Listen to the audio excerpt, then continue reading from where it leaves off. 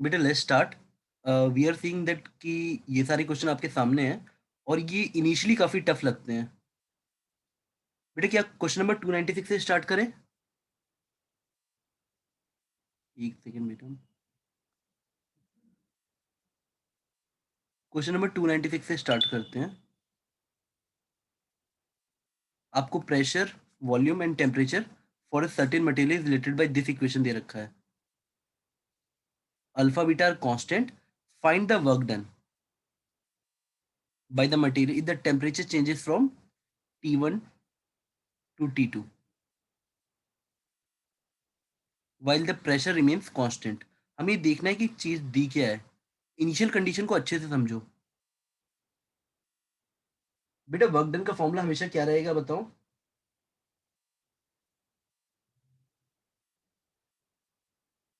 आप कोई भी कंडीशन में जाओ, वर्क डन का फॉर्मूला हमेशा हमेशा पीडीवी का इंटीग्रल ही होगा।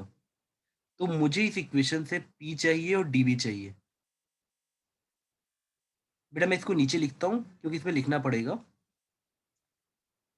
मैं क्वेश्चन की कंडीशंस को दोबारा लिखता हूं। हमने पिक किया question number 296। Question was saying कि जो हमारा प्रेशर है उसकी वैल्यू कुछ इस तरह से हम लिख रहे सकते हैं।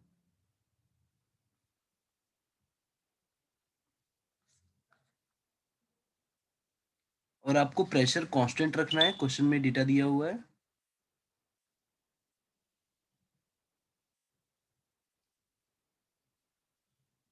और टेम्परेचर T1 से T2 जा रहा है और हमें वर्क डन कैलकुलेट करना है। वर्क डन हमेशा पीडीवी होगा, तो जो निकालना है वो थोड़ा क्लियर होना चाहिए। अब किसी तरह से देखो बेटा, इस जगह मुझे क्या चाहिए आइडेंटिफाई करो। मुझे डीवी चाहिए। तो एक बच्चा समझदार होता तो इसको पकड़ता और इससे वी निकालता।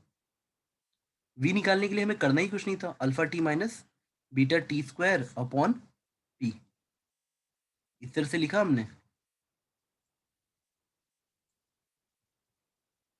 अब बेटा हम लोग इसको डीवी बाई डी टी निकाल लेते हैं।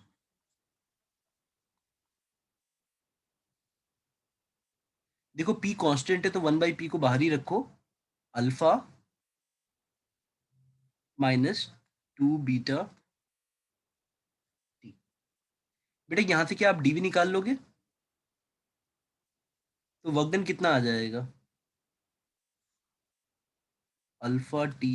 बेटा मैं पी की वैल्यू पुट कर दे रहा हूँ, alpha T minus beta T square by V into DV. और डीवी की वैल्यू आ जाएगी 1/p, यानी ये। हाँ। अच्छा बेटा, पी की वैल्यू तो फिर ये कट जाएगा ना? क्या आप देख पा रहे हो बेटा? टोटल प्रेशर कांस्टेंट है पर वो इसके बराबर है ना। मैं पी को ये पुट करूं, इससे अच्छा डीवी की जगह देखो पी डीवी की वैल्यू यहां से निकाल लो। जब तुम पी डीवी की वैल्यू यहां से निकालोगे तो ये आपकी कैलकुलेशन को थोड़ा और सिंप्लीफाई कर देगा। It will become alpha minus 2 beta T D T. तो अब मेरे लिए यही इंटीग्रेशन, वर्क डन की इंटीग्रेशन सिंपली इतनी सी हो गई, alpha minus 2 beta T D T.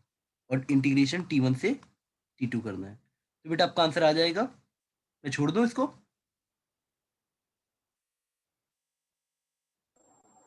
जी सर। ठीक है बेटा। अब इसके बाद आप लोग चाहो तो क्वेश्चन पिक कर सकते हो, या तो मैं रैंडम ऐसे ही क्वेश्चन लेते रहूं इस शीट में से जो मैंने आपको दी थी। आगे बढ़े।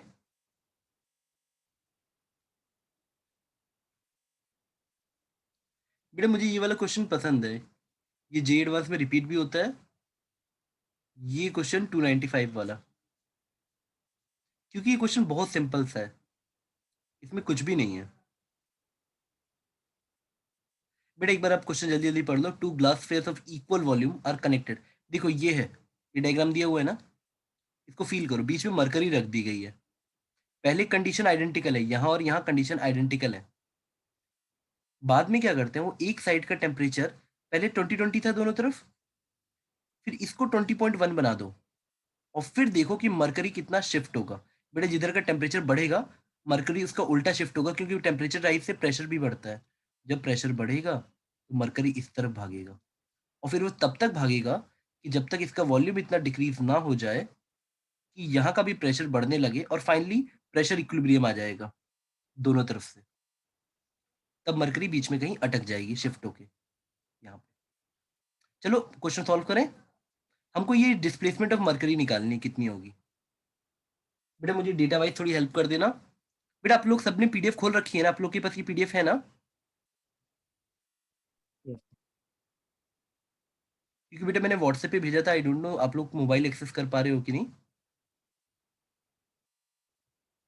हाँ बेटा चलो। बेटा क्या ये आप लोग अटेम्प्ट करना चाहते हो कि अभी मैं आपको 2 मिनट का टाइम दूं?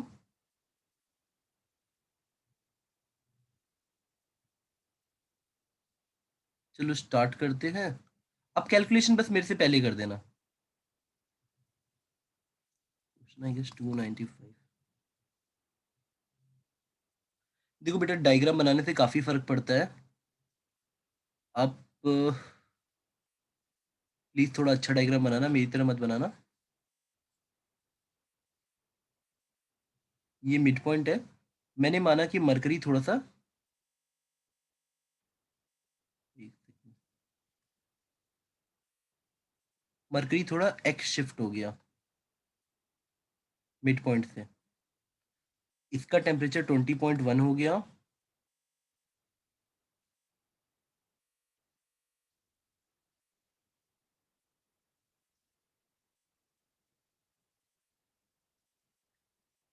बेटा हमें ये समझना है कि फाइनली तो प्रेशर दोनों का सेम आ जाएगा, तो इधर पी और इधर पी फाइनली सेम होगा। और ये जो मरकरी एक्स डिस्प्लेस होगा एच जी। बेटा देखो अगर आपको पहले वाला डायग्राम बनाना है तो भी बना लो। पहले वाला diagram is just like everything is same. Mercury बीच में है,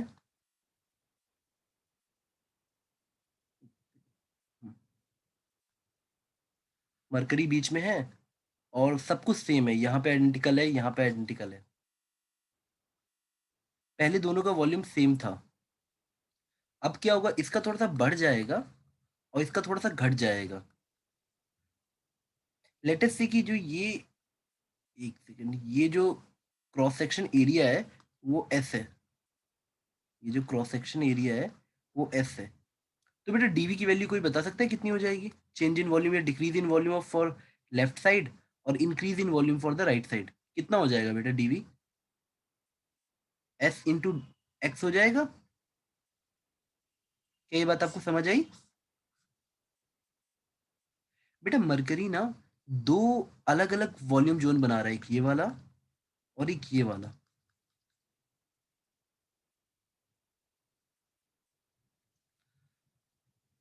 अब चाहो तो मैं इसी को, एक सेकंड दो बेटा, मैं इसको डुप्लीकेट टैब खोल के इस टैब में क्वेश्चन खोल दे रहा हूँ ताकि आप लोग देख सको। अगर आपके पास पीडीएफ राइट नाउ नहीं है तो जस्ट ट्राई टू सी कि आपको क्रॉस सेक्शन एरिया दिया हुआ है, एस की वैल्यू दे रखी है, दोनों तरफ वॉल्यूम दे रखा है 1 लीटर इन ईच साइड,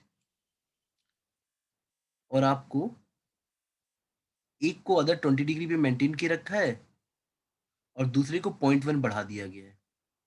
तो चलो बेटा डेटा का यूज करते हैं और सॉल्व करना स्टार्ट करते हैं।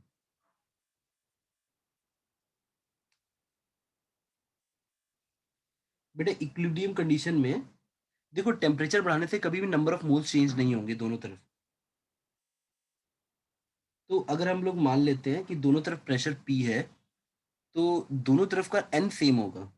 तो आप चाहो तो जैसे पीवी इक्वल टू एनआरटी लिख रहे हो, तो बेटा you can equate this thing number of moles दोनों तरफ। आओ देखते हैं। बट याद रखना कि इसका टेम्परेचर थोड़ा सा ज़्यादा है इसके टेम्परेचर से, तो टी सेम मत ले लेना। चलो पहले लेफ्ट हैंड साइड लिखते हैं हम इक्वेशन। तो लेफ्ट हैंड साइड इक्वेशन क्या आ जाएगी, P V minus D we equal P we equal to N R T, N are T. और दूसरी तरफ की इक्वेशन आ जाएगी पी प्लस, अच्छा सॉरी बेटा, पी तो सेम ही है, एक सेकंड। पी, बेटा मैंने इक्विलिब्रियम कंडीशन मान ली है कि फाइनली जितना मरकरी खिसक चुका होगा, P V plus D we equal to N R T plus D t.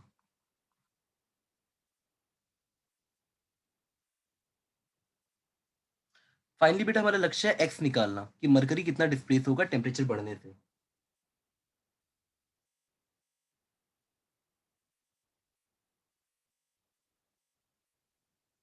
अब देखो हमको क्या क्या दे रखा है, हमको dt की वैल्यू दे रखी है 0.1 केल्विन या सेल्सियस बोल लो। हमको दोनों तरफ का इनिशियल वॉल्यूम दे रखा है v इक्वल टू 1 लीटर। हमको क्या क्या दे रखा है चलो देखते हैं। v 1 लीटर दे रखा है, हमको टेम्परेचर कितना दे रखा है 20 डिग्री, तो t पुट करोगे तो 293 केल्विन हो जाएगा बेटा, 273 प्लस 20 डिग्री सेल्सियस, तो टेम्परेचर इतना आ जाएगा। तो हमको क्या क्या दिया हुआ है वेरिएबल, टी दिया है, टी दिया है, डीवी दिया है, मतलब डीवी नहीं दिया है, एस दिया है। तो चलो एक काम करते हैं, क्यों ना इन दोनों को डिवाइड कर देते हैं, दोनों इक्वेशन को फर्स्ट और सेकंड मान के डिवाइड कर देते हैं, ताकि एक्चुअली पी और एन कट जाए, थोड़ा वैसा इक्वेशन आ जाए जिसमें हम लोग सॉल्व करें। तो मैंने डिवाइड कर दिया v minus D v upon v plus D we equal to r b कट गया t upon t plus D t. अब देखो बेटा आप खुद ही देख पा रहे हो क्वेश्चन कितना टफ दिख रहा था, लेकिन मुझे टी पता है, मुझे डी टी पता है, मुझे टी पता है, मैं और वी भी पता है। तो इस इक्वेशन में जब मैं वैल्यू पुटिंग करूंगा तो I will get my D V. बेटा क्या आपको मेरी बात समझ आई, ये एक लीनियर इक्वेशन बनेगी, आप इसको सॉल्व करोगे तो डीवी निकल आएगा। और जैसे ही आपका डीवी निकला, डीवी कुछ नहीं एस इंटू एक्स है, और एस आपको दे रखा है, देखो S is given to you 5 mm², बस आप एस को कन्वर्ट कर लेना बेटा, ऐसा यूनिट में निकालना चाह रहे हो तो। क्या बेटा आपको मेरी बात समझ आ गई, एक्स आ जाएगा कि नहीं। Yes sir.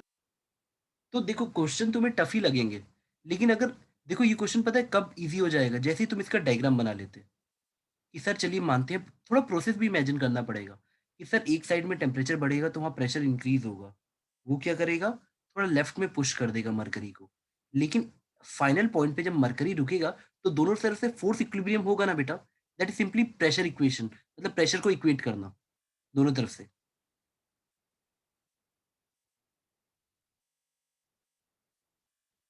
बेटा यहाँ तक तुम्हें क्लैरिटी आई, हम नेक्स्ट क्वेश्चन पे मूव करें।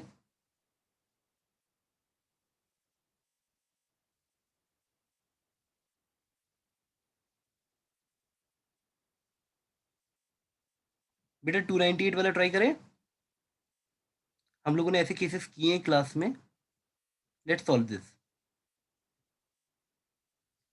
बेटा आप क्वेश्चन खुद भी पिक कर सकते हो, पर मैं रैंडम ले रहा हूँ ताकि बाकी जो बचे वो आप करें। क्वेश्चन रीड कर लीजिए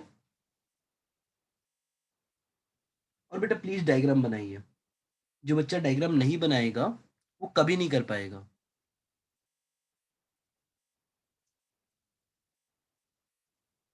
एटलीस्ट बेसिक डायग्राम तो बेटा हमें बनाना ही पड़ेगा। हमको क्या क्या कंडीशन दे रखी है,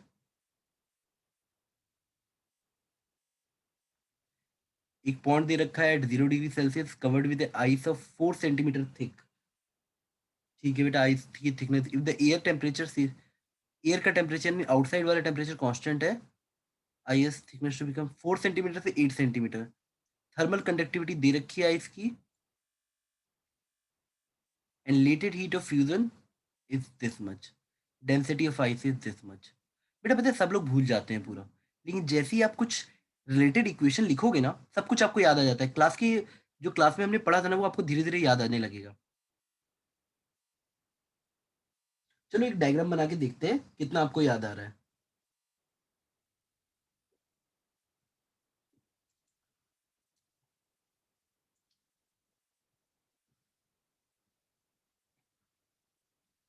क्वेश्चन 298 और डेटा यहाँ से देखते रहेंगे हम लोग। चलो डायग्राम बनाने की कोशिश करते हैं पहले। हमको मानना है कि थिकनेस कुछ x है और बाद में देख लेंगे कि x से 2x कितनी हो जा रही है। नीचे का टेम्परेचर कितना मेंटेन्ड है बेटा? 0 डिग्री और बाहर का -10, यानी यहाँ का टेम्परेचर -10 डिग्री सेल्सियस है और नीचे जो पॉन्ड का टेम्परेचर है वो 0 डिग्री सेल्सियस लेना है। अब बेटा धीरे धीरे करते करते फाइनली हमको इस कंडीशन में आ जाना है कि ये x का 2x हो जाए। नीचे तो बेटा 0 ही रहेगा वाटर का। ये वाला एरिया आइस है, ये वाटर है, ये थिकनेस dx मान लेते हैं, ये वाली थिकनेस dx मान लेते हैं। हमको इसको 4 सेंटीमीटर से 8 सेंटीमीटर तक लाना है। बेटा खुद ही फील करना है, हीट हमेशा हाई टेम्परेचर से लो टेम्परेचर की तरफ जाती है। जितना हीट रिलीज होगा बेटा आइस फॉर्मेशन उतना होगा, मतलब उसी हिसाब से निकालोगे। चलो सॉल्व करना स्टार्ट करते हैं।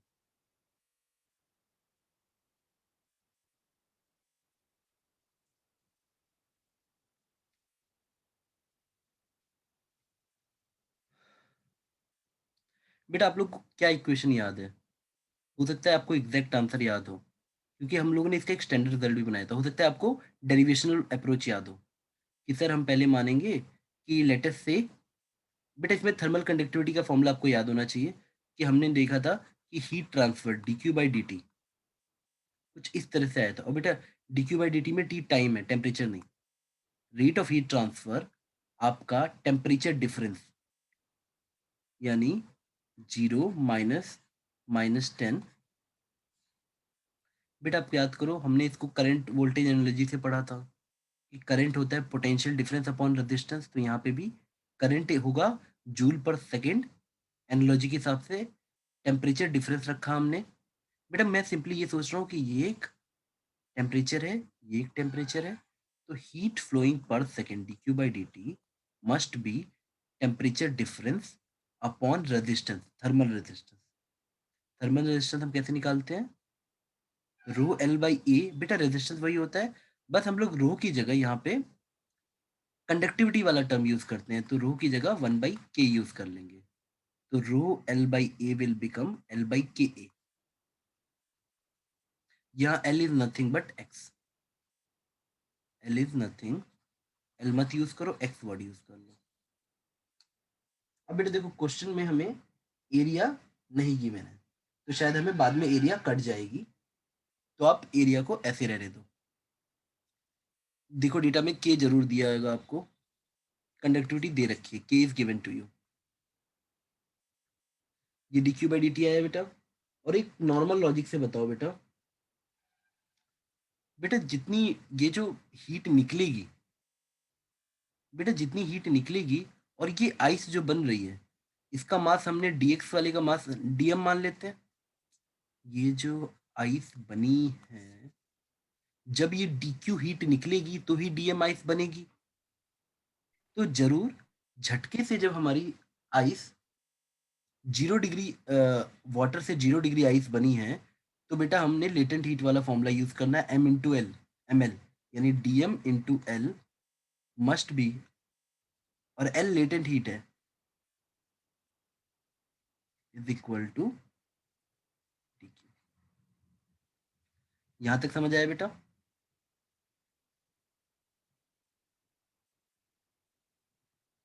Yes sir. वैल्यू पुटिंग कर लो बेटा।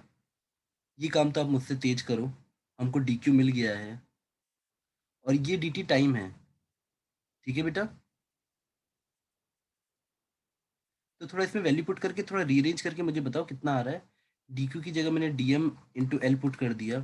और dm भी आप कैसे निकाल सकते हो बेटा, इसका मास कैसे निकालोगे तुम मुझे बताओ। एक लेयर ऑफ आइस का, यहाँ पे अगर मैं एक लेयर ऑफ आइस बोल दूं, जिसकी विड्थ मतलब जिसकी ये लेंथ dx है, तो इसका मास कैसे निकाल लेंगे? dm must be equal to area यानी volume into density, a into d x into density of ice. क्या बेटा ये बात समझ आई? यस। ठीक है बेटा, तो हम डी क्यू की जगह ये पुट कर देंगे डी एम इंटू एल, और डी एम की जगह ये पुट कर देंगे area into d x into rho ice by D t, यानी d x by D t. और यहाँ पे ये के ए ऊपर आ गया और हमारा एक्स नीचे रहा, और वो 10 KA बाई एक्स हो जाएगा। बेटा क्या यहाँ तक साथ में हो तुम?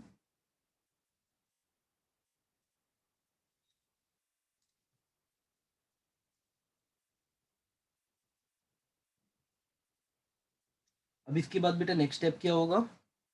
एक्स डी एक्स साथ में वेरिएबल सेपरेबल मेथड लगाओ। एक्स डी एक्स साथ में आ गए, मैं यहाँ से उठा रहा हूँ और इसको ऐसे ले जा रहा हूँ एक्स डी एक्स, और ये जो कट सकता है बेटा काट दो एरिया एरिया, और बाकी सबका कांस्टेंट बना लो कि 10 बाई रो आइस, इन सबको कांस्टेंट हो गया। और बेटा हमने कुछ छोड़ा तो नहीं है ना? छोड़ा है ना? एल को डी क्यू की जगह एल भी लिखना था ना, तो एल भी नीचे लेते आओ और यहाँ बचेगा डी टी। अब बेटा एक बार आप कैलकुलेशन चेक करते रहना। X D X equal to 10 K D T rho ice into L, ये सब हमें क्वेश्चन में दे रखा है। के क्या है, thermal conductivity, density of ice, latent heat, सब हमें दे रखा है डेटा में। अगर आप ध्यान से डेटा को देखोगे तो हमको density of ice, latent heat, सब दे रखा है। अब बेटा अगर मुझे पूरा कांस्टेंट पता है तो मेरे लिए बचा ही क्या है? मुझे सिर्फ इंटीग्रेशन करना है। जैसे आप इंटीग्रेट करोगे दोनों तरफ, तो डी टी का आपको 0 से टी यानी टी मिल जाएगा, इंटू ये कांस्टेंट तो एज इट इज रहेगा, और इंटू एक्स स्क्वायर बाई 2 आएगा। और इंटीग्रेशन करोगे तो x1 से x2 करना पड़ेगा, यानी x2 हमारा था 8 और ये हमारा x1 था 4। बेटा आप क्या बात समझ पाए? Yes sir. इसमें बच्चे गलती कहाँ करेंगे बेटा? सब ऐसा ही यूनिट में नहीं कन्वर्ट करके। देखो वो चीज कैलोरी में दी थी तो आप उसको, हाँ लेकिन नहीं, शायद इसमें कन्वर्ट करने की जरूरत नहीं पड़ेगी लेटेंट हीट में, क्योंकि वो कैलोरी पर ग्राम दे रखा है, और यहाँ पे दे रखा है हाँ पर मीटर पर कैलोरी। ये देखो पर कैलोरी में ही है, तो कोई दिक्कत नहीं है।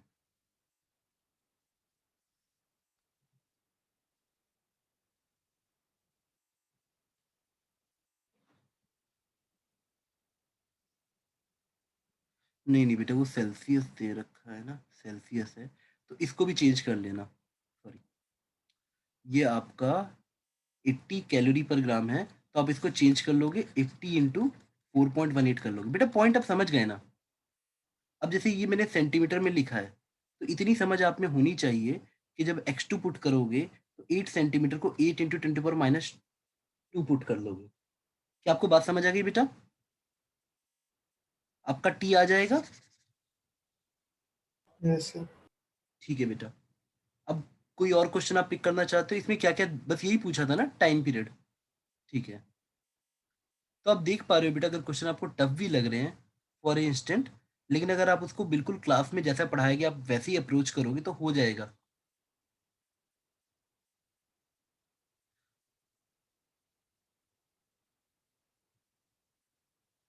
अब बेटा मैं आप लोग को एक क्वेश्चन देता हूँ, आप लोग कोई करो। कोई सिंपल सा ही उठाते हैं बेटा। बेटा 315 आप लोग करके दिखाओ।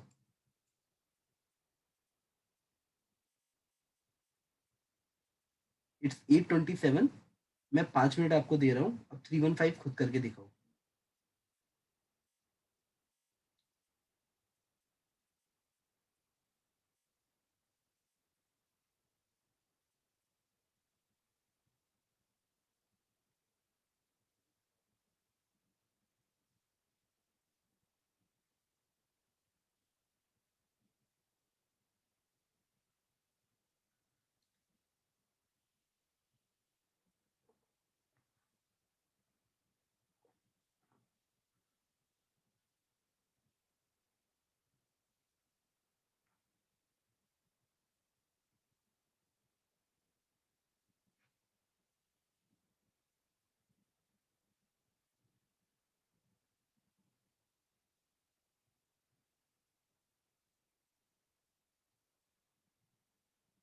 बेटा किसी भी ग्राफ को ऑब्जर्व करने में हमेशा वाई और एक्स एक्सिस को एक बार देखना शुरू करो, वहीं से क्वेश्चन स्टार्ट हो जाता है।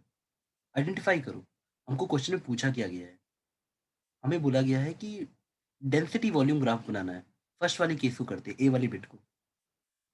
तो चलो तोड़ देते हैं पहले एक एक छोटे छोटे मॉड्यूल में। ए से बी में हमको किस तरह का ग्राफ दिख रहा है। बेटा देखो, टेम्परेचर कांस्टेंट है तो आइसोथर्मल हुआ।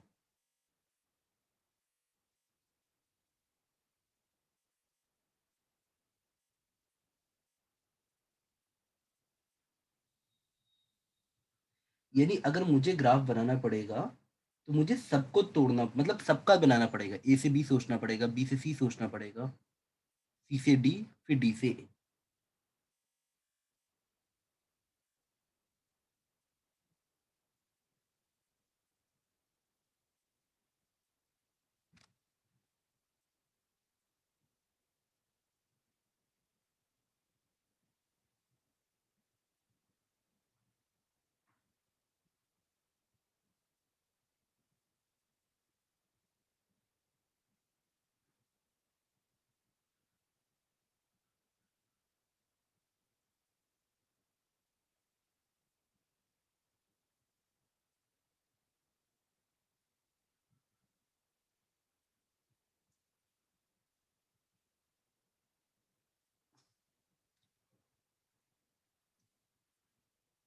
बेटा आप लोगों ने ग्राफ का ये डेटा नोट कर लिया, तो हम स्टार्ट करें।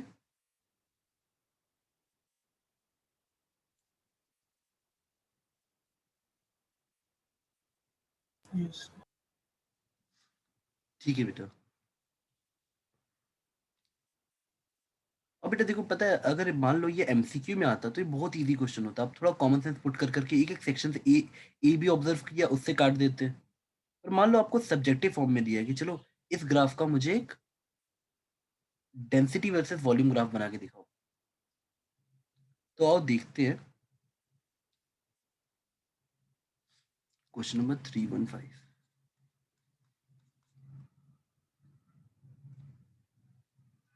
बेटे तोड़ते हैं पहले के केस में इसको। सबसे पहले अगर आप देख पा रहे हो तो ए बी प्रोसेस को देखते हैं।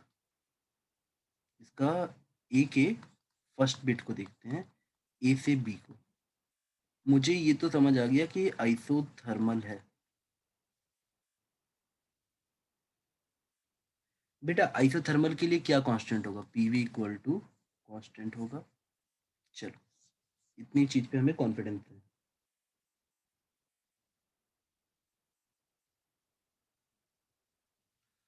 अब हम लोग इसके बाद क्या बोल सकते हैं। हमें चाहिए क्या, हमें चाहिए डेंसिटी वर्सेस वॉल्यूम। तो मेरे दिमाग चलना चाहिए कि डेंसिटी वर्सेस वॉल्यूम चाहिए।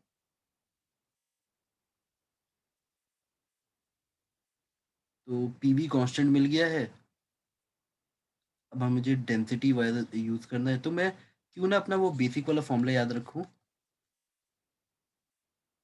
We R M S square और ये टेम्परेचर के प्रोपोर्शनल। तो अगर ये इधर चले जाता था तो P equal to 1/3 NM by volume. अगर आपको याद हो, NM by volume will become density into v R M S square. और v R M S square हमेशा डायरेक्टली प्रोपोर्शनल टू टेम्परेचर होता है। तो आप एक तरह से लिख सकते थे कि P is directly proportional to rho into T.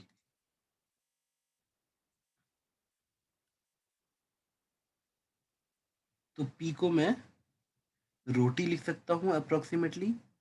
तो मुझे मिल गया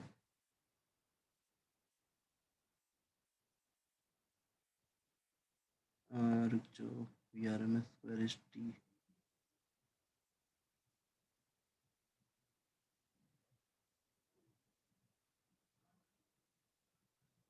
अब अगर मैं देखूँ तो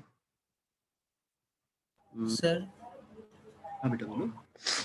सर टेम्परेचर तो कांस्टेंट है, तो p is proportional to rho नहीं दिखा सकते हैं। तो सर पी वी अच्छा इज अच्छा, इक्वल हाँ to sorry sorry sorry constant है। Sorry sorry. तो हाँ सर हाँ सॉरी सॉरी, सही कह रहे हो बेटा। तो P is directly proportional to rho, directly उठा लो यहाँ पे। अब P is directly proportional to rho मिल गया। दैट मीन्स हमारा ग्राफ कैसे बनेगा बेटा, P की जगह रो सर रख। वो रेक्टेंगुलर हाइपरबोला। ठीक है, तो हमें ये कंफर्म हो गया कि रो versus V will be rectangular hyperbola, और या हम लोग ये कंक्लूड कर सकते हैं कि rho into v will be a constant. ये समझ आया बेटा? तो कैसा ग्राफ दिखेगा? ए से बी प्रोसेस के लिए कुछ ऐसा ग्राफ रहेगा बेटा। अच्छा बनाना रेक्टेंगुलर हाइपरबोला। ए यहाँ लिख लेना, बी यहाँ लिख लेना, और थोड़ा सुंदर बनाना। तो ट्राई कर लेते हैं। अब प्रोसेस बी की तरफ, मतलब जो बी से सी की तरफ हम जाएंगे, उस पे आते हैं, ग्राफ को देखते हैं। बी से सी ग्राफ कैसा दिख रहा है बेटा? अरे देखो उन्होंने डॉटेड लाइन कैसे बनाई है, कुछ इशारे में कुछ कहना चाह रहे हो।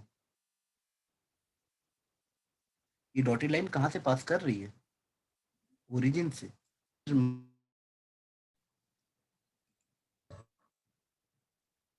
बेटा आप लोग को आवाज आ रही है? Yes sir. सॉरी बेटा, वो नेटवर्क नहीं, मेरे मोबाइल ओवर हीट हो गया था, तो उससे कनेक्शन प्रॉब्लम आ गई। मैं वापस आता हूँ, शेयर करता हूँ। हाँ, हम लोग यहाँ पे थे। Our curve B C is passing through origin. तो ये आपको हिंट देता है कि sir isobaric. Pressure is directly proportional to temperature. तो ये कब होता है बेटा बताओ? सर आइसोबारिक में। बी से सी आइसोबारिक होगा रे। Sir sorry sir isochoric. हाँ अब ठीक है। जब हम बी से सी को देखते हैं बेटा, कुछ मत करो, बस एक चीज आइडेंटिफाई करो, उसने ऐसा दे रखा है टीवी, और कुछ ऐसा जा रहा है। अब ऐसा तो तभी जाता है जब तुम डायरेक्टली प्रोपोर्शनल होते हो, यानी p is directly proportional to, अच्छा सॉरी यहाँ पे क्या था बेटा? टेम्परेचर था, my bad. Sir t. T था। तो p is directly proportional to t. अब मैं p we equal to N R t लिखूंगा। P is directly proportional to t तभी हो सकता है जब बाकी चीजें कांस्टेंट हो। तो है ही क्या, वॉल्यूम ही तो बचा। तो आइसोकोरिक कंडीशन हो गई। और बेटा अगर आप थोड़ा सा ना नोट्स रिवाइज करोगे, तो आपको ये सब कंडीशंस याद होंगी ग्राफ देख के। आपको ग्राफ देख के ही याद रहेगा कि भाई इस तरह से दिया है बीसी, तो आइसोकोरिक ही होगा। बेटा आइसोकोरिक सिंपली मींस कैसा होना चाहिए बताओ? वॉल्यूम कांस्टेंट, है ना? अब मुझे बताओ बेटा, आइसोकोरिक मींस अगर वॉल्यूम कांस्टेंट होता है, दैट मींस बेटा कैसा ग्राफ बनेगा ये बताओ?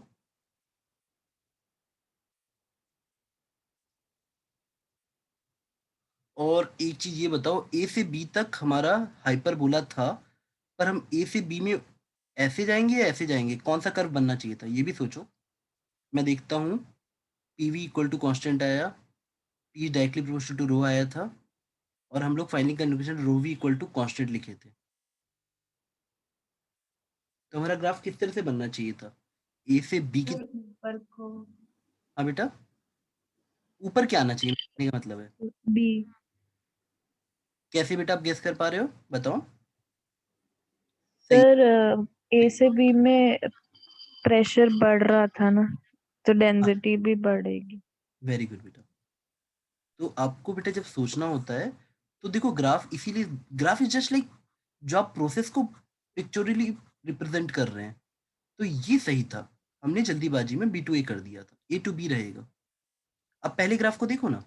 अब देखो कि यहाँ पे आपका प्रेशर बढ़ रहा है, ए टू बी जाने पे प्रेशर बढ़ रहा है।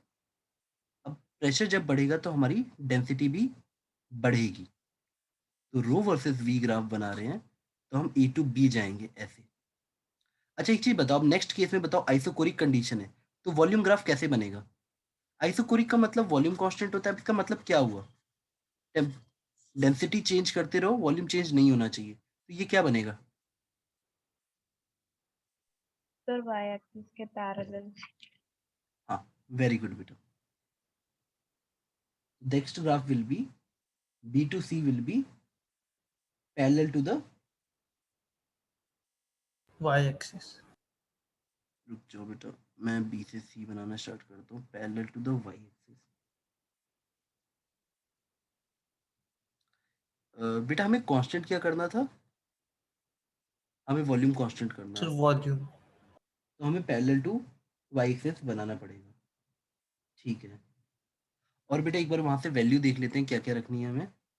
हमारा बी टू सी में आने पे प्रेशर 2 P0 से 4 P0 और टेम्परेचर T0 से 2 T0 हो जा रहा है। तो बी टू सी के हिसाब से हमारा वाई के पैरेलल चलना चाहिए। ठीक है बेटा। अभी मैं सारा ग्राफ एक साथ मर्ज करूंगा। अभी ये सोचो बी से सी कुछ ऐसा आना चाहिए, बी सी। ठीक है बेटा।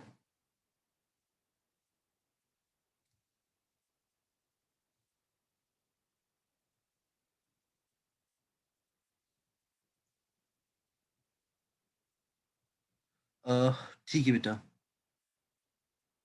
सर लेकिन मतलब वो तो वर्टिकल लाइन बननी चाहिए ना। अच्छा सॉरी सॉरी सॉरी सॉरी, एक सेकंड रुको, बी टू सी। मैं एक्चुअली अभी सोच रहा हूँ, अभी मैं इस पे कंक्लूजन पे नहीं आया हूँ बेटा, एक सेकंड दो मुझे। क्वेश्चन में आइसोकोरिक कंडीशन दी है बेटा, आपको ये भी याद रखना है ना, आखिरी में जाके ना बेटा मेरी बात समझना, जैसा ग्राफ दिया है ना ये साइक्लिक है, तो आखिरी में जो मुझे ग्राफ मिलेगा ना रोवी का, वो भी एक साइकिल टाइप का ही होगा, घूम के वहीं आएगा, तो आपको वो भी दिमाग में रख के चलना है। हमको एक फैक्टर मिल गया कि वॉल्यूम कांस्टेंट है, ठीक है बेटा। बट अगर हम ध्यान से देखें, जब मैं अपना P we equal to N R T लिखता हूँ, तो पहला कंक्लूजन मेरा ये आया कि when P is directly proportional to T, volume constant आया। ठीक है बेटा। अब आप एक काम करो, मुझे P we equal to N R T को डेंसिटी फॉर्म में लिख के दिखाओ, एग्जैक्ट वाला। सर वो P M is equal to D R T. हाँ एग्जैक्टली। अगर मैं इसको कन्वर्ट, बेटा आप ये सब समझ पा रहे हो ना मैं क्या कर रहा हूँ? नंबर ऑफ मोल्स को आप टोटल मास लिखो, अगर आप बच्चों की तरह जाना चाहते हो तो, वरना आप डायरेक्टली फॉर्मूला यूज कर लो, बाई मॉलिक्यूलर मास, और यहाँ पीवी लिखो, फिर वी को नीचे लेते आओ मास के, तो डेंसिटी बन जाएगा। बेटा आप लोग समझ गए ना मैं क्या लिखना चाह रहा हूँ? मैं लिखना चाह रहा हूँ p m equal to rho r t. तो अब मेरे को अगर p m equal to rho r t है, तो rho will be my p m by r t. अब मुझे बताओ, जब pressure is directly proportional to temperature है, तो पी और टी का ग्राफ कैसा होगा बेटा बताओ? पी और टी कैंसिल नहीं हो जाएंगे? मेरी बात समझे क्या? डेंसिटी कांस्टेंट नहीं रहेगी? Yes sir. आराम से सोच लो। इसलिए कभी भी जो चीजें दो वेरिएबल पे डिपेंड करती हैं, एक वेरिएबल पे सोच के आंसर नहीं देते। हमारा ग्राफ रो और वी के बीच में बन रहा था, हमने सिर्फ वी को सोच के आंसर देने की कोशिश की।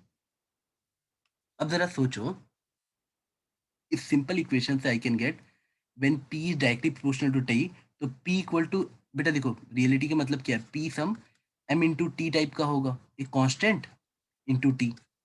तो जब मैं यहाँ पुट करूँ बेटा, ये m मैंने वैसे स्लोप ले लिया है बस, y equal to mx type का, तो अगर मैं पुट करूंगा तो p और t कैंसिल हो जाएगा, और देखो मास गिवन, ये m तो मॉलिक्यूलर वेट होता है, ये भी कांस्टेंट ही रहेगा।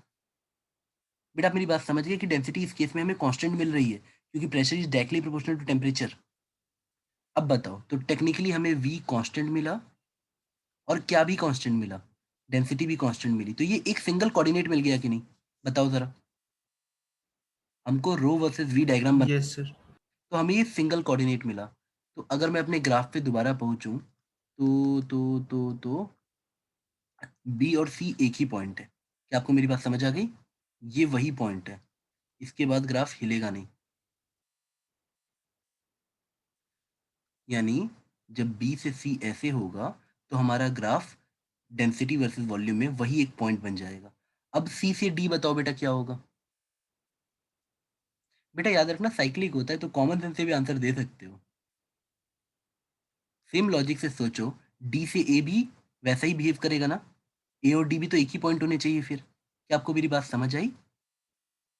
अगर बी और सी सेम पॉइंट हैं, तो ए और डी भी तो उसी नेचर का है, तो आपका दिमाग तुरंत चलता सर यहाँ ए कॉमा डी लिख देते हैं। अब बताओ, सी से डी कैसे आओगे? क्या उसी पाथ पे आओगे कि डिफरेंट पाथ पे आओगे? मेरी बात आप समझे, ए और डी तो सेम है, पर क्या आप इसी पाथ पे वापस आओगे कि नहीं, हम कैसे डिफाइन करेंगे?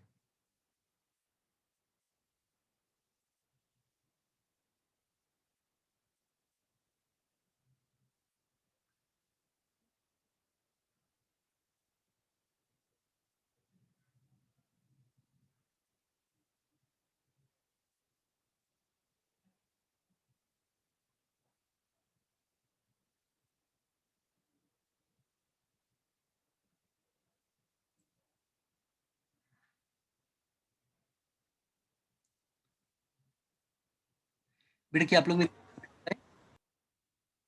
सर ए और डी वाला फिर से समझा दीजिए। अच्छा बेटा देखो, जैसे बी और सी कैसे सेम हुए थे ये बताओ मुझे। सर वो तो मतलब रो, मतलब वो डेंसिटी भी कांस्टेंट आ गया था और वॉल्यूम भी, इसलिए वो एक कोऑर्डिनेट बन गया था। अरे तो पगले, एक चीज बताओ, जब तुम स्ट्रेट लाइन से चलोगे तो बी और सी सेम आ जाएंगे। ये भी तो वो स्ट्रेट लाइन ही है ना। Yes sir. यहाँ पे भी तो yes sir. Pressure is directly proportional temperature, तो डेंसिटी कांस्टेंट हो गई। और ये भी ओरिजिन से पास कर रहा है, तो जब pressure is directly proportional temperature, तो बेटा हमारा वॉल्यूम भी कांस्टेंट हो गया। ये भी तो डेंसिटी, यस सर। तो ए और डी एक ही पॉइंट बन गया। Yes sir. ऐसा बना दिया, तो नियर अबाउट ऐसा ग्राफ बनेगा।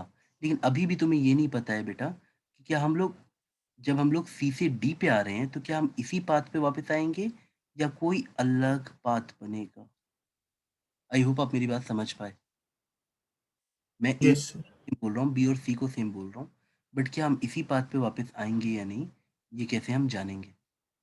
तो अगर हम ग्राफ को ध्यान से देखें तो हमें शायद हिंट मिल सकती है थोड़ी सी।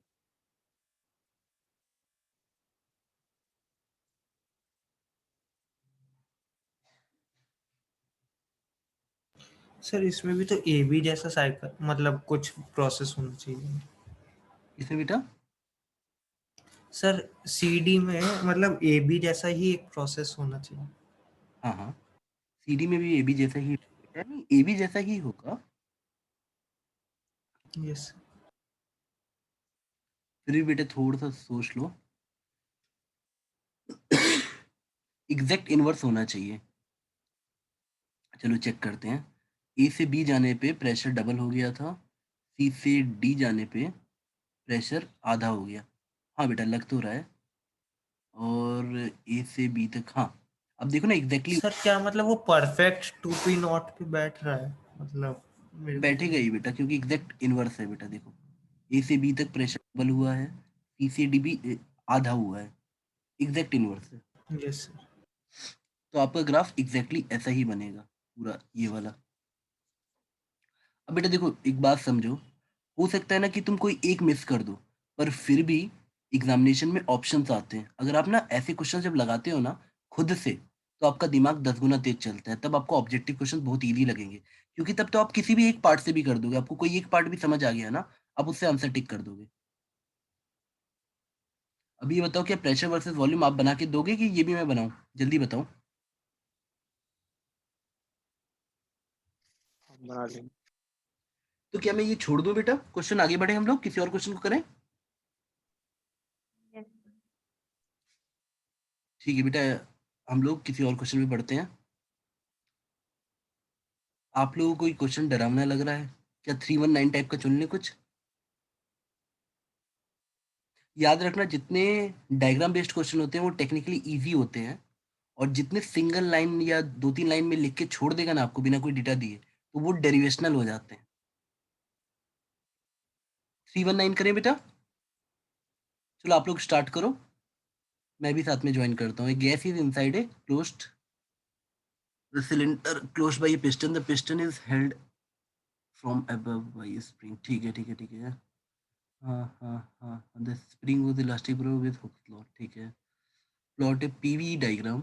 If the gas is heated, then determine the work done by the gas in the process. If volume of the gas varies from V1 to V2.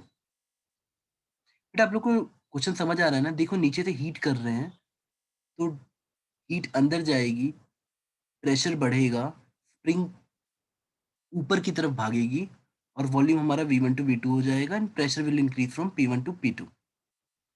हमको वही निकालना है, पीवी डायग्राम बनाना है बेटा इसका।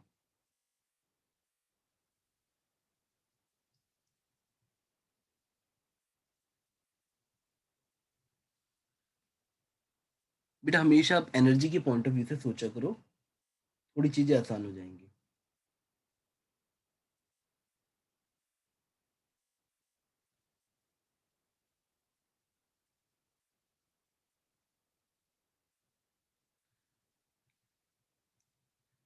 बेटा देखो इसमें डेटा नोट करने के लिए तो कुछ नहीं है, बस नेक्स्ट पेज पे मैं चल के डायग्राम बनाना स्टार्ट करता हूँ। आप लोग ज्वाइन करो, मुझसे पहले कैलकुलेशन करना।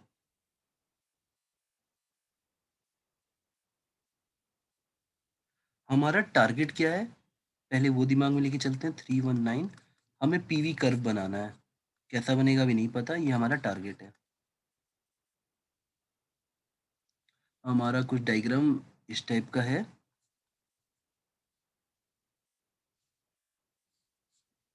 ये हमारा नीचे से हीटिंग चल रही है,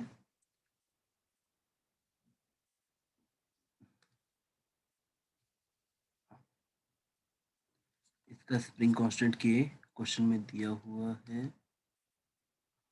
नहीं दिया है, मान लेते हैं। और नीचे से हीटिंग चल रही है, मतलब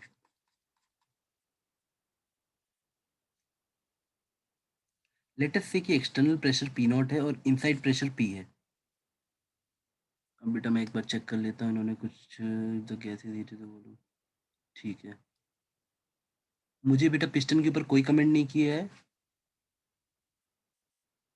कि पिस्टन मासलेस है कि मास वाला है। तो एक काम करते हैं, पिस्टन वैसे बेटा स्प्रिंग से लटका है तो शायद मास वाला ही होगा, mg इसका मास मान लेते हैं। तो अगर हम लोग फोर्स बैलेंस इक्वेशन लिखेंगे यहाँ पे, तो दैट इक्वेशन विल बी, देखो हीट की वजह से ये ऊपर भागना चाहेगा इस तरफ, तो स्प्रिंग दब के नीचे फोर्स लगाएगी। रुको मैं एफबीडी बनाने की कोशिश करता हूँ, आप लोग साथ में हेल्प करो। एक्सटर्नल बेटा प्रेशर हमेशा दबाता है, तो external pressure P not into a force लगाएगा। स्प्रिंग ऊपर दब रही होगी क्योंकि हीटिंग इधर चल रही, तो इधर वॉल्यूम बढ़ रहा होगा, तो स्प्रिंग फोर्स भी नीचे आएगा, दैट विल बी के इंटू एक्स, जितना स्प्रिंग दबी होगी। और नीचे से, नीचे क्या फोर्स आएगा, सर नीचे mg भी लग रहा होगा। mg भी नीचे लग रहा होगा बेटा, सही है। और ऊपर से अकेला जो गर्म हवा वाला प्रेशर होगा यहाँ पे, ये वाला अकेले इसको बैलेंस करेगा, पी इंटू ए। तो आप इसको थोड़ा सा बैलेंस करके लिखोगे पॉइंट पे,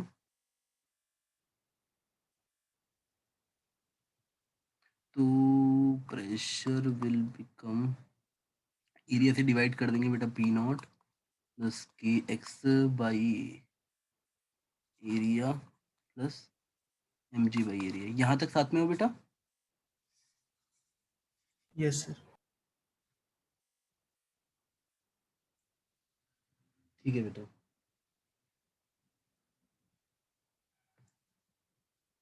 अब हमको पीवी के बीच में ग्राफ बनाना है बेटा, और हमें कुछ ज़्यादा इन्फो दी नहीं गई है, हमें थोड़ा सा इमेजिन करना था। गैस इज हीटेड, कितनी हीट दे रहे हैं वो भी नहीं दिया है, बस गैस इज हीटेड बोला है, और ये कंडीशन दी है V1 to V2, P1 to P2। Sir तो मुझे इन्हीं दोनों में से पीवी निकालना पड़ेगा कहीं ना कहीं से। हाँ बेटा बोलो। सर p जो है मतलब वो डायरेक्टली प्रोपोर्शनल टू x आ रहा है ना, मतलब क्योंकि वो बाकी सब तो कांस्टेंट हो जाएगा, p directly proportional to x आ जाएगा एक। हाँ हाँ तो सर और वॉल्यूम a इंटू एक्स होगा, हाँ तो हाँ मतलब उससे निकाल सकते हैं क्या? हाँ हाँ बेटा निकाल सकते हैं, वैसे ही निकलेगा। तो थोड़ा सा इसको रीअरेंज करते हैं और देखते हैं कैसा ग्राफ बन रहा है।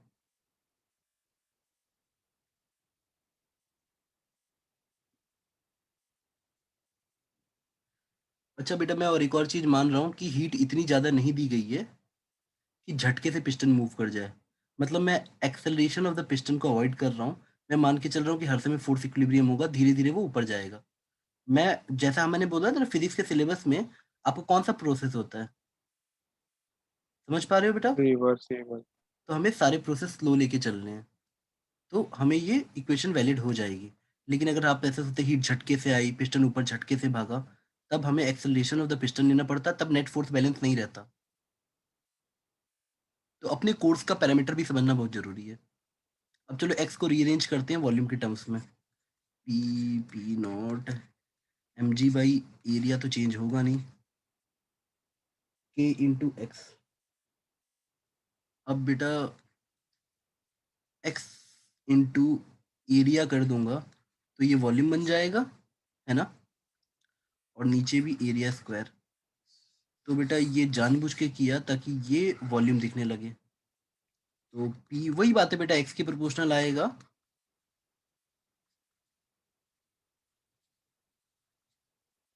तो k upon A square into V. अच्छा ये बेटा v, तो ये तो वॉल्यूम के डायरेक्टली प्रोपोर्शनल है। तो नहीं v क्या है, v चेंज इन वॉल्यूम में। आप अगर आप डेरिवेशन कर रहे हो तो v हमने x ऊपर मूव किया, तो ये v वॉल्यूम है कि चेंज इन वॉल्यूम है? Sir change in volume. ठीक है, तो बेटा आप मेरी बात समझ गए। ठीक है, तो हमको ये ऐसा मिल गया। आप इसको चेंज इन वॉल्यूम की तरह बोल सकते हो। तो ये p P not M G by a, और आप कॉमन सेंस से लिखोगे तो ये के, जैसे बेटा मैं मान लो भी ये बोलता आपको कि स्टार्टिंग में पिस्टन यहाँ था तो वॉल्यूम V1 था, मान लो, और ये यहाँ पहुँच गया पिस्टन तो वॉल्यूम V2 हो गया। तो ये जो मेरा V निकला ना x के साथ में, तो V2 माइनस V1 था। तो आई होप तुम ये बात समझ पाए कि ये मेरा change in volume V2 minus V1 था। और simply pressure is directly proportional to volume, तो आपका ग्राफ तो बेटा पीवी का स्ट्रेट लाइन ही बनेगा। बेटा मेरी बात समझ गए? आप बस इतना ही कमेंट कर सकते हो कि ये V2 होगा सर, ये V1 होगा, और ये P1 होगा, और ये P2। क्योंकि हीट बाहर से आ रही है तो भाई प्रेशर और वॉल्यूम तो बढ़ेगा ही। ठीक है बेटा, यहाँ तक समझ आया? Yes sir. और कुछ भी पूछा है क्या ग्राफ को छोड़ के? No sir. सर वो हुक्स लॉ फॉलो कर रहा है, वो मतलब के अरे कांस्टेंट करने के के लिए दिया एक्स था बेटा, क्या? के एक्स बस के एक्स। वर्क डन भी पूछा है ना बेटा? Yes sir. तो बेटा वर्क डन कैसे निकालोगे बताओ जरा? ये तो फिर बच्चों वाली बात हो गई ना। वर्क डन हमेशा पीवी ग्राफ में क्या होता है, area under the, sir area under the graph. तो ये छोड़ दो। ट्रेपेजियम की ये सब वैसे तो एरिया नहीं निकलवाओगे ना इसकी। आगे बढ़े। Yes sir. अब बेटा आप लोग कोई क्वेश्चन चुनना चाहते हो तो चुन लो। ये लीनियर एक्सपेंशन वाला एक क्वेश्चन चुन ले, 322। यस।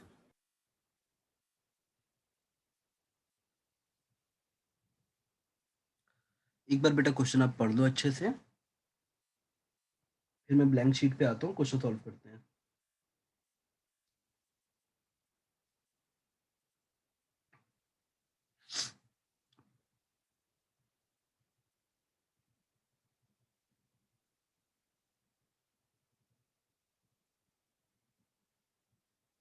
बेटा गैस मत समझना, देखो क्वेश्चन ढंग से पढ़ो। जंपिंग टू कंक्लूजन की जगह आराम से पेशेंस को समझो। क्वेश्चन में क्या कहा गया है।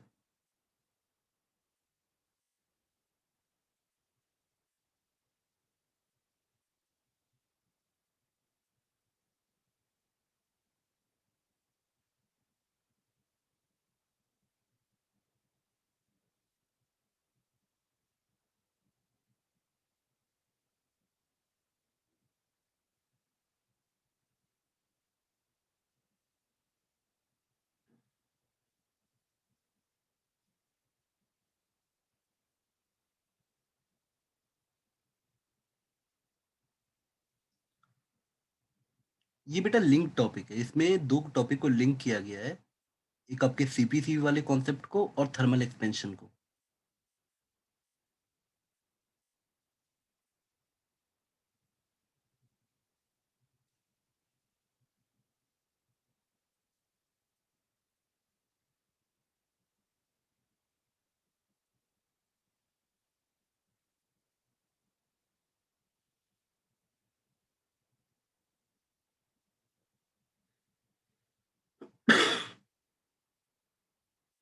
बेटा क्वेश्चन पढ़ लिया आप लोगों ने?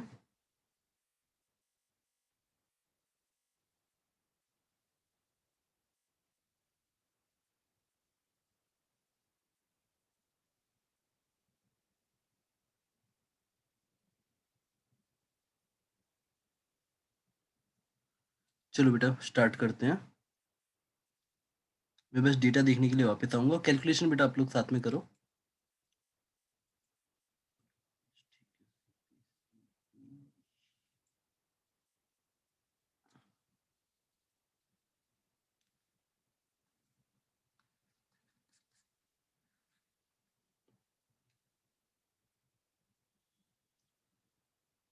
बेटा सीपी की डेफिनेशन क्या होती है बेटा? इसका फर्स्ट बिट कर रहे हैं। फर्स्ट बिट में हमें सीपी और सीवी में एट कांस्टेंट प्रेशर डिफरेंस निकालना है। एट ए प्रेशर पी मतलब प्रेशर कांस्टेंट है। तो सीपी की डेफिनेशन क्या होती है बेटा बताओ?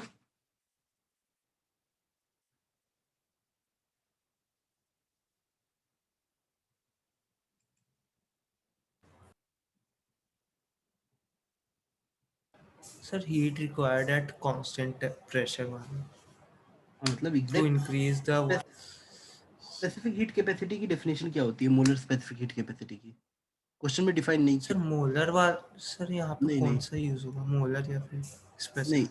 ये स्पेसिफिक है बेटा। सर तो 1 ग्राम बढ़ाने, 1 ग्राम का मतलब जो टेम्परेचर 1 केल्विन से बढ़ाने के लिए कितना चाहिए हीट कांस्टेंट प्रेशर पे? हम्म, हम्म, हम्म। बेटा एक सेकंड दो क्योंकि मुझे लग रहा है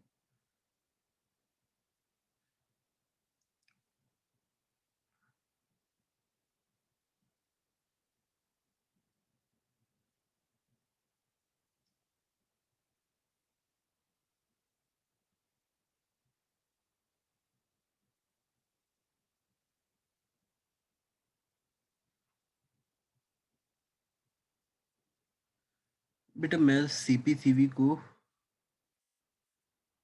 देखो यहाँ पे हीट कैपेसिटीज बोला गया है,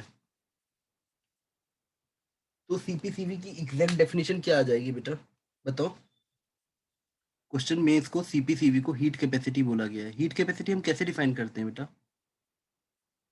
कांस्टेंट प्रेशर में बस 1 डिग्री बढ़ाना। हाँ नहीं वो ठीक है, पर मैथमेटिकली कैसे लिखोगे बेटा? अच्छा देखो, जब हम लोग फॉर्मूला बेसिक वाला लिखते थे कि जो भी हीट हम सप्लाई कर रहे हैं वो हम कैसे देते थे, mcdt ऐसे कुछ करके लिखते थे, याद आया? सी आपका क्या होता था? Specific heat. ये क्या होता था? Heat capacity. तो अगर सीपी उन्होंने हीट कैपेसिटी बोली है तो ये टर्म क्या बनेगा? ये सीपी बनेगा इस केस में। तो CP will become D Q by D t. और हीट किस पे ट्रांसफर करना है? कांस्टेंट प्रेशर पे। क्या ये बात आपको समझ आ गई बेटा? क्वेश्चन में हमें सीपी हीट कैपेसिटी बोला गया है।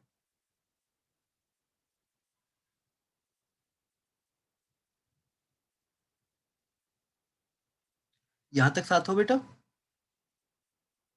ये तो सिंपल है ना बेटा, heat M S delta theta, या जो भी तुम लोग बचपन में याद किए हो, या एम एस डेल्टा टी करके, तो वही लिखा है बेटा। एम इंटू एस को हम लोगों ने क्या कर दिया है बेटा? हीट कैपेसिटी लिख दिया है। That is D Q by D T. At constant pressure वाला केस में सीपी बोल देंगे। यहाँ तक साथ हो बेटा? आगे बढ़े। सिमिलर ग्राउंड पे हम सीवी कैसे लिख लेंगे बेटा?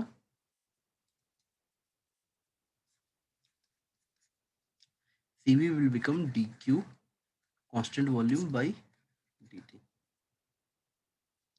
देखो बेटा हमें क्वेश्चन में यही बोला गया है कि इसमें डिफरेंस निकालना है।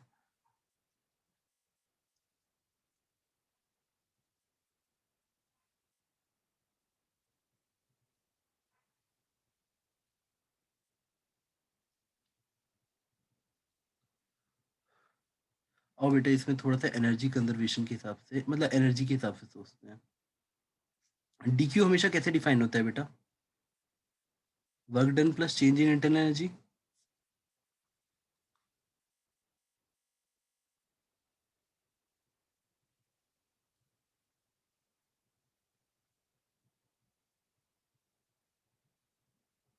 बेटा बात समझ आई?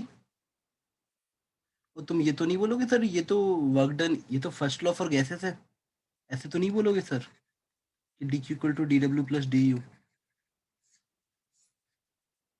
Heat given equal to change in internal energy plus work done. बेटा ये एनर्जी कंजर्वेशन है, सबके लिए वैलिड है। यहां तक साथ में हो बेटा? बेटा आप लोग को आवाज आ रही है ना? Yes sir. तो थोड़ा सा दम लगेगा लेकिन सोचते हैं चलो। और यहाँ पे अगर हम यही चीज लगाते हैं तो सी वी डी क्यू की जगह, अच्छा अगर वॉल्यूम कांस्टेंट होगा तो वर्क डन कितना होगा बेटा? 0। 0 D Q will become simply D U by D T. तो अगर मुझे सी पी माइनस सी वी निकालना है तो मुझे सिंपली डी ओमेगा टी निकालना है, क्योंकि देखो माइनस करोगे तो D U by D T दोनों तरफ से कट जाएगा। तो मुझे क्वेश्चन में बोला था सी पी माइनस सी वी निकालने के लिए, दैट विल बिकम डी डब्ल्यू बाई डी टी, और डी डब्ल्यू is nothing p D we by D t. और क्वेश्चन में बोला गया था एट कांस्टेंट प्रेशर, तो मुझे और इजी है, मुझे सी पी माइनस सी वी निकालना है तो मुझे बस डी वी फाइंड करना है। पी, अब मुझे बताओ क्या अब तुम लोग कर सकते हो इसके बाद?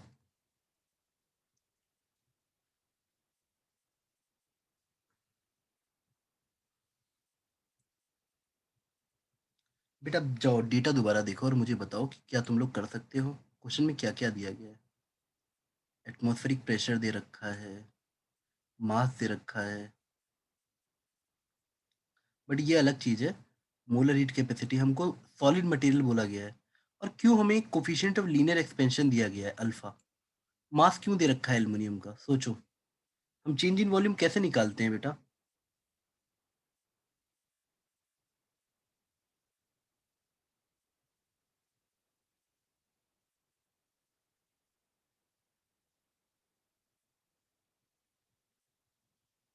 अच्छा बेटा तुम लोग को ये सब रिलेशन याद है कि नहीं, कि भूल गए? V final equal to V initial 1 plus gamma D T, याद आया? वॉल्यूम एक्सपेंशन कुछ कुछ याद करो बेटा। यस कुछ तो याद होगा। तो अगर अब मैं इसको V final by V initial minus 1 equal to gamma D T लिखता हूँ, और गामा यहाँ पे क्या होगा, अगर ये वॉल्यूम कोफिशिएंट है तो ये 3 अल्फा होगा कि नहीं? याद करो, थोड़ा थोड़ा याद आ रहा होगा ना? हमको लीनियर एक्सपेंशन है अल्फा, तो यहाँ हमें मिल गया D we by V equal to gamma D T equal to 3 alpha D T. तो अगर हम D we by D T निकालेंगे तो it will come as 3 alpha V. Volume कैसे निकाल लोगे बेटा, बताओ? 3 अल्फा वॉल्यूम कैसे आएगा बेटा? क्वेश्चन में ऐसा कौन सी चीज दे रखी है, इस solid material density rho and mass M, volume कैसे निकालोगे बेटा बताओ? Density equal to mass by volume, volume will come as mass by density. तो मेरा D we by D T finally इतना चमक के आ जाएगा, 3 अल्फा और वॉल्यूम की जगह मास बाई रो। तो मेरा आंसर कितना आ गया? मुझे निकालना क्या था, ये निकालना था ना, P D we by D T. तो मेरा C P minus C V will come as ये पूरा वाला M by rho into pressure. बेटा नेक्स्ट क्वेश्चन पे मूव करें कि इसका अगला वाला बिट आप करके दोगे? अगले वाले बिट में कुछ है क्या? अगले वाले बिट में सिर्फ वैल्यू पुटिंग है, वही चीज है। आपसे पूछा है निकालो एक केस करके, ठीक है? कर लोगे? यही वैल्यू पुटिंग कर देनी है बेटा, ये जो सीखे हो ना तुम।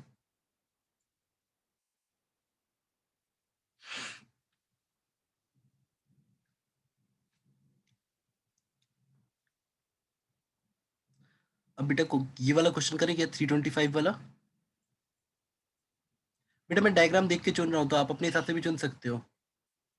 मुझे इसमें कैपेसिटर लगा तो मैंने सोचा ये करता हूँ, अच्छा होगा। बेटा मैं आपको 2 मिनट का टाइम देता हूँ, आराम से सोच लो और करो।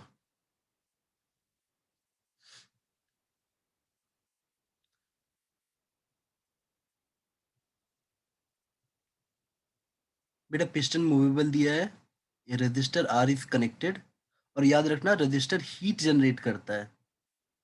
कनेक्शन समझो क्यों दिया है। कैपेसिटर दे रखा है, और बेटा जैसे ही हम कैपेसिटर को कनेक्ट करेंगे, याद रखना capacitor will act as a battery instantaneous battery रहता है कैपेसिटर। तो कैपेसिटर अपनी सारी हीट रिलीज करेगा रेजिस्टेंस के अक्रॉस, और हमारे गैस का टेम्परेचर बढ़ने लगेगा। और एनर्जी कंजर्वेशन लगाओगे तो हीट लॉस्ट, अगर इस पे चार्ज दे रखा है ना, इनिशियल पोटेंशियल डिफरेंस, हाँ चार्ज या पोटेंशियल डिफरेंस दे रखा है, when the key is closed for 2 point, अच्छा मिनट, हाँ ठीक है ठीक है ठीक है ठीक है, द गैस एक्सपेंड आइसोबारिकली। हाँ बेटा, क्वेश्चन आप पूरा कर सकते हो।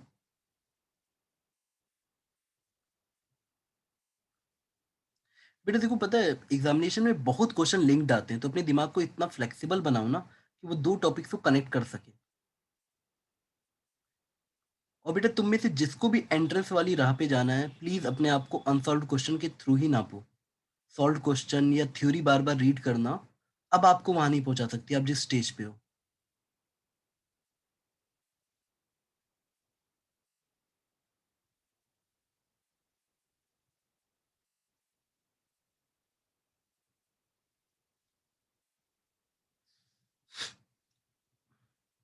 हमको इसमें 3 बिट निकालने हैं, work done, change in internal energy, the value of gamma. तो अब कॉमन सेंस सोचो, कुछ ज़्यादा मुश्किल नहीं है। आप इसको पहले RC, discharging of RC circuit से सॉल्व करना स्टार्ट करो।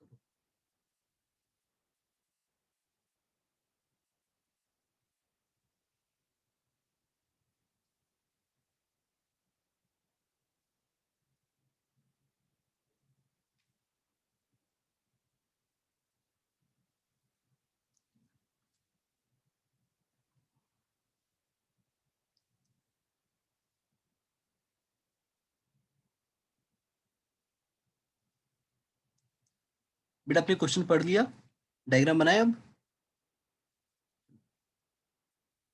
क्वेश्चन नंबर,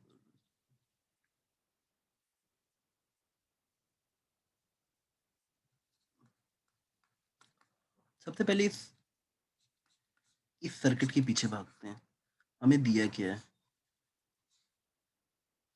बेटा पहले क्या था ना, इसकी हीट निकल के एनवायरनमेंट में लीक हो जाती थी। अब इसने बड़ी चालाकी से क्या किया, इस रेजिस्टेंस को छुपा दिया एक उसके अंदर, गैस चैम्बर के अंदर। देखो यहाँ पे, देखो डायग्राम।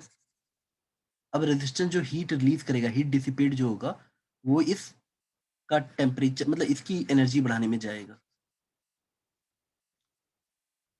तो आओ पहले समझते हैं क्या क्या दिया है इन्फो। हमको दे रखा है इनिशियल पोटेंशियल डिफरेंस 640/3, मुझे इसका कैपेसिटेंस दे रखा है, मुझे इसका पोटेंशियल दे रखा है। तो मैं इनिशियल चार्ज क्यू नॉट निकाल सकता हूँ सीवी फॉर्मूले से। सी कितना था बेटा, प्लीज वैल्यू बोलते चलो, तो ये वाले क्वेश्चन को हम मतलब एग्जैक्ट भी निकाल सकते हैं। ये छोटा क्वेश्चन लग रहा है। सी की वैल्यू है 75 मिली फराड, 75 वोल्टेज हमारा दे रखा है 640/3। बेटा इसकी एग्जैक्ट वैल्यू बताना जरा, सॉल्व करके कितनी आ रही है।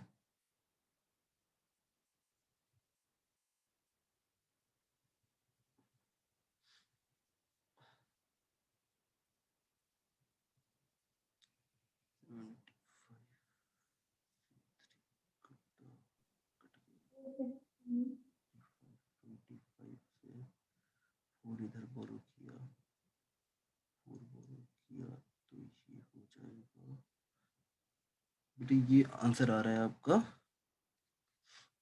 16 कूलम। बेटा यहाँ तक साथ हो।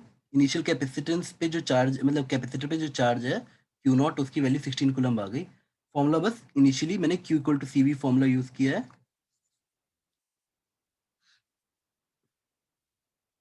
अब ये है तो आरसी सर्किट ही। अब डिस्चार्जिंग आरसी सर्किट में आपकी इक्वेशन होती है q equal to q not e की power minus t by r c. बेटा इतना तो मैं एक्सपेक्ट करके चल रहा हूँ आप लोग को याद होगा। अगर ये याद नहीं है तो आपने डिस्चार्जिंग आरसी सर्किट या कैपेसिटर चैप्टर को रिवाइज नहीं किया है। और बेटा जिस स्टेज पे आप हो ना, 5-5 मिनट में चैप्टर रिवाइज होते हैं, या 10-10 मिनट या 15 मिनट में।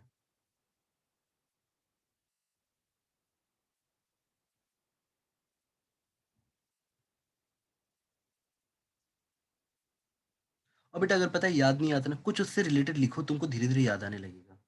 अरे तुमको इतना तक याद है ना कि सर चार्ज टाइम के साथ घटता है, तो तुमको ये लिखवाया गया था कि कभी भी डिक्रीजिंग वाला जो ग्राफ जाता है ना बेटा, डिक्रीजिंग वाला ग्राफ, ये तो फैक्टर याद ही था बेटा। इंक्रीजिंग वाले ग्राफ में क्या होता है, क्यू नॉट 1 माइनस ई ऐसे टाइप का जाता है, और इंक्रीजिंग डिक्रीजिंग वाले में इस टाइप का जाता है।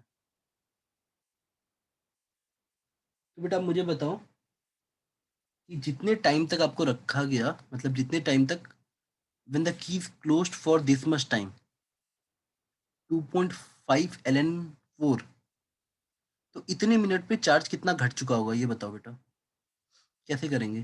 16 इंटू ई की पावर माइनस टी। बेटा आरसी निकाल लो, टाइम कांस्टेंट कितना आ जा रहा है बताओ।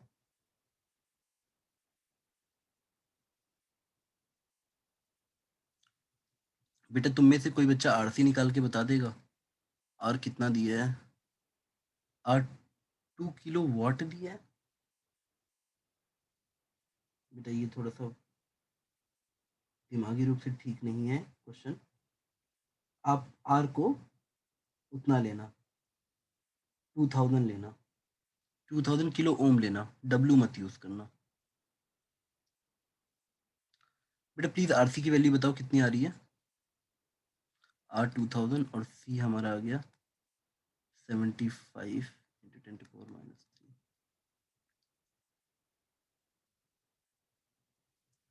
बेटा 150 सेकंड आ गई, ये इससे काट दो, तो 2 इंटू 75 150 सेकेंड हमारा आरसी भी आ गया। अब टी की वैल्यू हमको दे रखी है यहाँ पे, कितनी देर में था, एल एन सॉरी 2.5 ln4, तो 2 की वैल्यू यहाँ टी की जगह 2.5 ln4 अपॉन 150।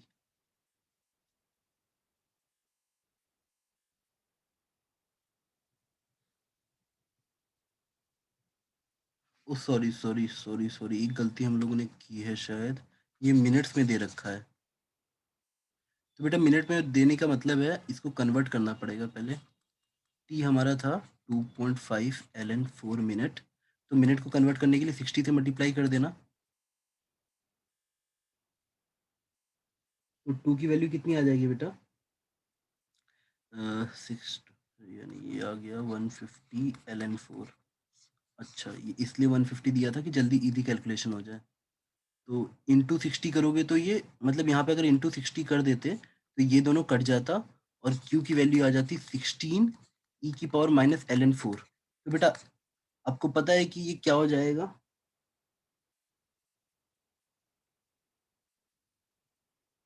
बेटा आपको पता ना कि ई की पावर अगर ln x है तो x हो जाता है, अब यहाँ माइनस है तो दैट मीन 16/4 आ जाएगा, दैट विल बिकम 4।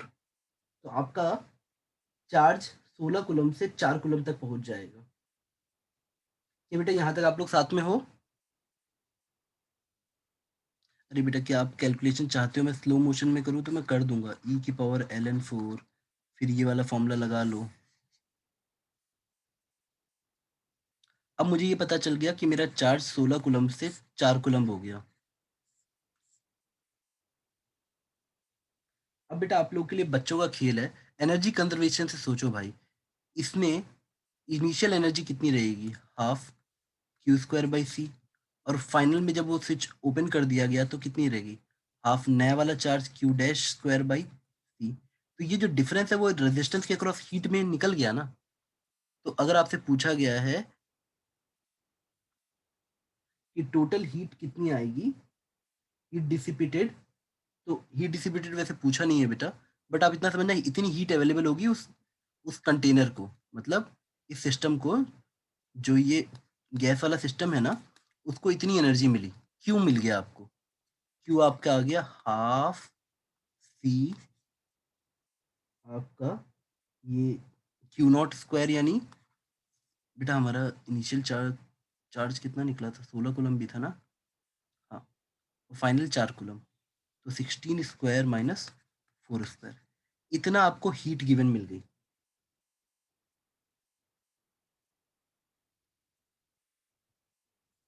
अब क्वेश्चन में दिया गया है आइसोबारिक एक्सपेंशन हो रहा है। तो बेटा आइसोबारिक एक्सपेंशन का मतलब क्या है, आपका फॉर्मूला क्या आएगा, वर्क डन कितना आता है आइसोबारिक में बताओ।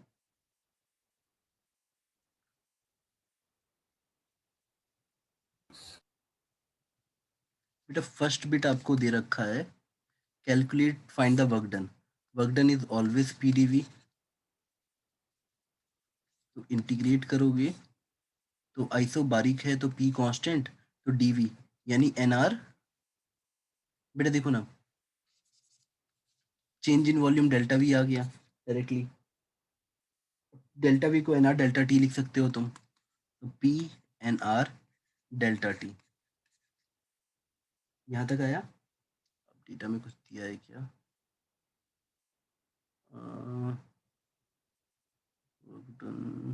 वही तो gas.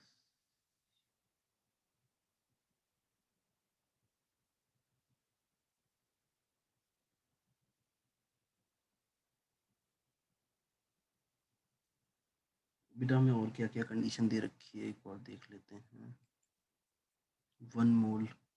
1 mole of A gas दे रखा है. पिस्टन मोल दे रखा है. ये तो हो गया.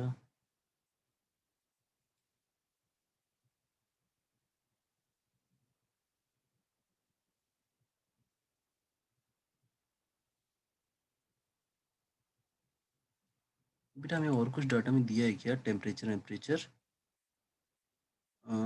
इनिशियल पोटेंशियल डिफरेंस अच्छा अच्छा अच्छा. टेम्परेचर चेंजेस बाय 22 केल्विन दे रखा है ना. वही मैं सोचूं बेटा डेटा चाहिए था कुछ ना कुछ. सॉरी मैंने टेम्परेचर गिवन देखा ही नहीं बेटा. हाँ अब तो क्वेश्चन हो जाएगा बेटा. 1 मोल बोला है तो 1 हो गया. आर की आप वैल्यू ले लो. डेल्टा टी डायरेक्टली 22 दे रखा है. और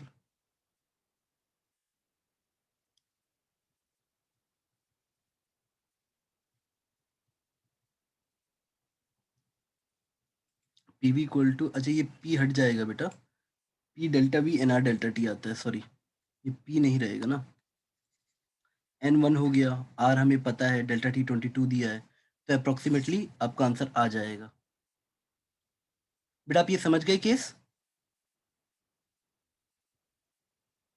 देखो ना बेटा आपको ये क्वेश्चन कहीं पे भी आपको अब ये बताओ आप ना चाहते तो इसमें थर्मोडायनेमिक्स अलग है पूरा. देखो आपको आइसो ये क्या नाम है. हाँ आपको कंडीशन दे रखी है उसने कि आइसोबारिकली एक्सपेंड हो रहा है. तो ये तो सिंपली वर्क डन हमारा एन आर डेल्टा टी आता है. तो ये तो आप तुरंत निकाल लेते भले ही आपको इलेक्ट्रोस्टैटिक्स आती हो ना. अब बस अंतर ये है कि जिसको इलेक्ट्रोस्टैटिक्स आती है वो क्यू तक पहुंच पाता. अब heat given equal to work done plus change in internal energy. अब डेल्टा यू लगा लो बेटा. डेल्टा डेल्टा लगा लो. अब ये मेरे को निकल गई थी इससे. वर्क डन पता लग गया तो चेंज इन इंटरनल एनर्जी आ जाएगी बेटा.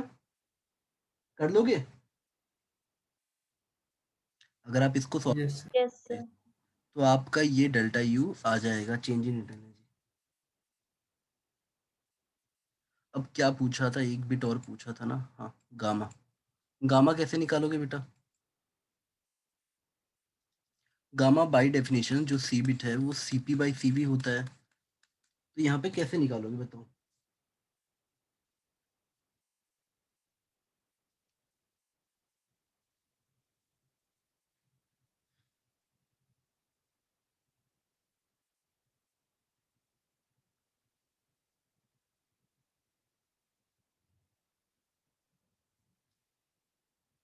बेटा अगर आप ज्यादा क्वेश्चन किए रहोगे ना तो आपको ये सब चीजें ना आपके फॉर्मूला नोट्स में होंगी.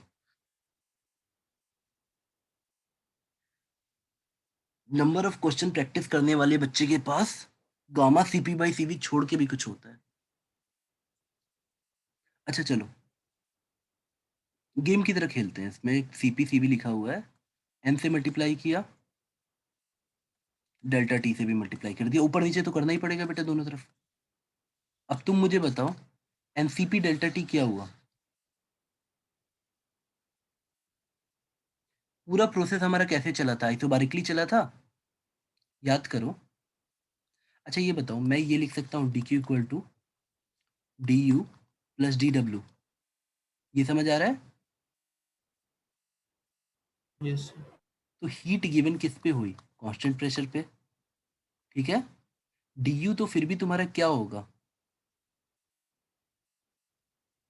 बेटा बताओ, डी तो डी ही रहेगा, चलो change in energy plus D W. तो ये आपका यहाँ पे NC delta T, NCP delta T nothing but, बेटा पूरा प्रोसेस आइसोबारिकली हुआ है, तो D Q P will become NCP delta T यानी डेल्टा क्यू, जो एक्चुअल हीट आई। और एनसीपी डेल्टा टी हमेशा चेंज इन इंटरनल एनर्जी के बराबर था। क्या आपने क्वेश्चन में डेल्टा क्यू निकाला है? जितना हीट डिसिपेट हुआ था रेजिस्टेंस के क्रॉस, ओरिजिनल वाला क्यू, और डी यू आपने निकाला है चेंज इन इंटरनल एनर्जी। बेटा आंसर आ गया?